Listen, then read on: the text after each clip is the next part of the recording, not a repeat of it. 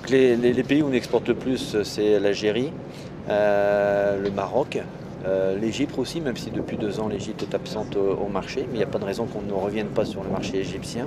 Ensuite, on va sur l'Afrique de l'Ouest, donc l'Afrique de l'Ouest dans son sens général, et sur des pays asiatiques, notamment avec des orges, comme la Chine ou l'Arabie Saoudite.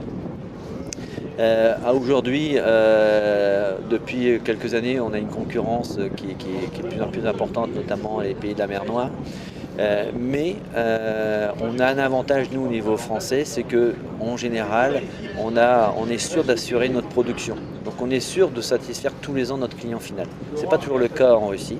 C'est vrai que depuis quelques années, la Russie est au rendez-vous parce qu'ils ont eu la chance, avec les conditions climatiques, de faire des rendements corrects.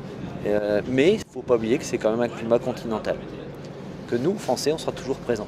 Ça, il faut quand même le marquer, et c'est quand même un point important. Alors aujourd'hui, à nous, Français, de s'améliorer en termes de compétitivité au niveau du prix des céréales. On est un peu, pour l'instant, déphasé avec ce que peut faire la Russie. On est déphasé de 10 à 20 $ de la tonne. Mais il n'y a pas de raison qu'on n'arrive pas à trouver les solutions pour demain être compétitif par rapport aux pays de la mer Noire. Et est-ce que les États-Unis est un concurrent aussi pour vous? Ils vont sur les mêmes marchés que vous? Moins quand même. Ils peuvent être concurrents, mais sont quand même moins concurrents que ne peut l'être la mer Noire. Les plus gros concurrents, c'est quand même la mer Noire. La mer Noire. Ouais. Très bien. Et est-ce que l'Afrique, vous parliez de l'Afrique de l'Ouest, l'Afrique noire est aussi en demande d'importation de blé de France ou d'Europe? Ouais. Et il y a quand même un point important, c'est qu'aujourd'hui, sur la Terre, on est 7 milliards et demi d'habitants. Demain, on va passer à 9 milliards, 10 milliards même plutôt d'habitants en 2030-2050.